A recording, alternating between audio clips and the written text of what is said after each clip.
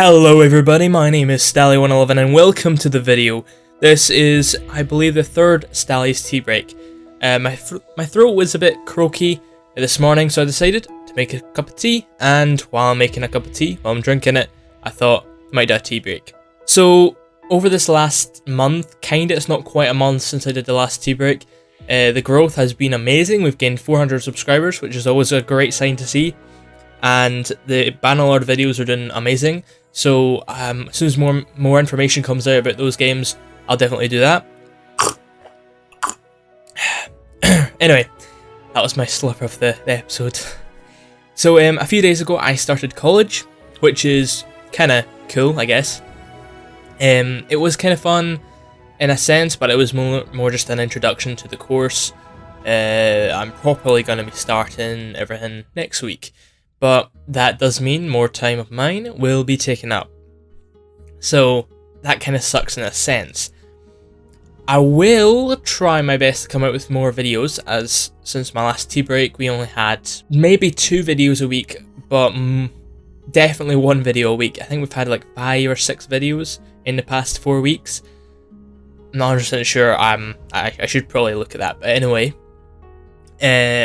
which is kind of annoying. I'm sorry.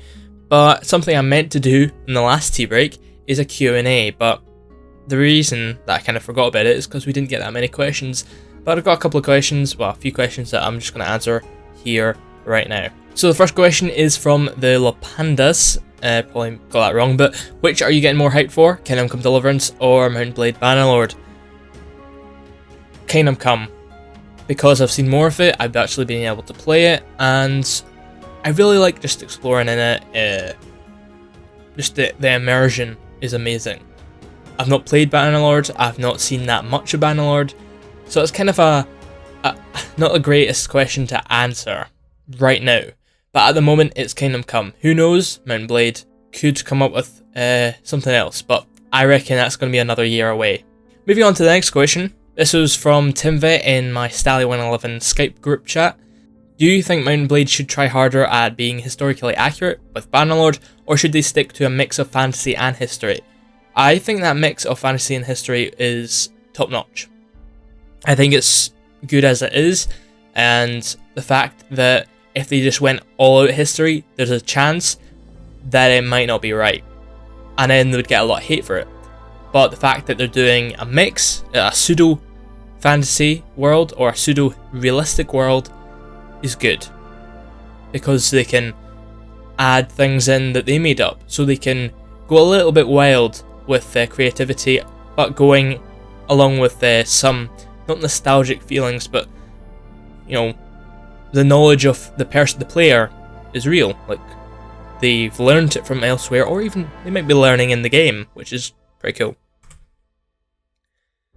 Mama Luigi asked, "Is there any more Just Cause videos coming soon?" Yes, sometime. That's all I'm gonna say. Mahatma Gamer says, what would you think of a Bethesda-made Pokemon game? Well, it's never gonna happen, but if it did, I would just say no to it, because Bethesda have too many bugs. However, an open world like Skyrim-esque, that sort of open world RPG sort of feel for Pokemon, I would be welcome to. I would love to see a game that's open world, in a sense, 3D, all that jazz, properly open world. I think that could be pretty fun, but Nintendo they're usually quite good with experimenting, but once they've got something that's amazing, they don't really change it that often. So I don't see that happening. However, Pokemon Generations, which was a fan game, I think it was Pokemon Generations, it had a lot of potential but was taken down due to copyright, which really sucked. Moving on. Another question from the group chat on Skype.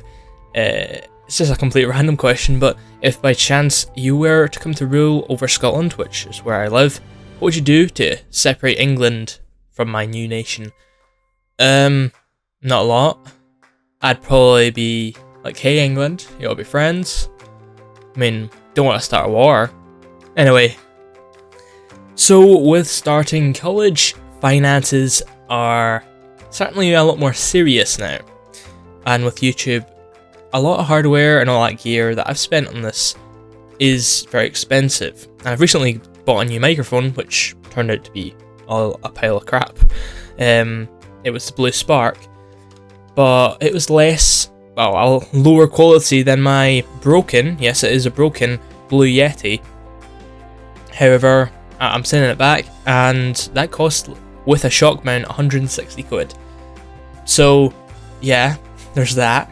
So I've got some money, but I don't want to spend it all on YouTube. And that does mean I'm not going to have as much time working on YouTube videos, because I'm going to be doing other stuff to get myself money, and so on. However, if there's anybody who are like dedicated fans, or people who just want to support my content and make it more regular, Patreon is always there. There's the stream tip jar, all that jazz.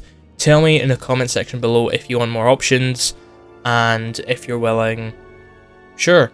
If you just want to like talk to me, there's a Skype group chat, and tell me, and I'll tell me your name on Skype, and I'll add you to it. Anyway, this has been a slightly longer episode than my previous Stalli tea breaks, which I've probably just gone on a bit too much in the questions at least, and yeah, you probably clicked off by now. Anyway, thank you very much for watching. My name is Stalli111. Make sure to drop a like, drop a comment, and subscribe if you've not done so already, and I'll see you guys on the next video. Peace off.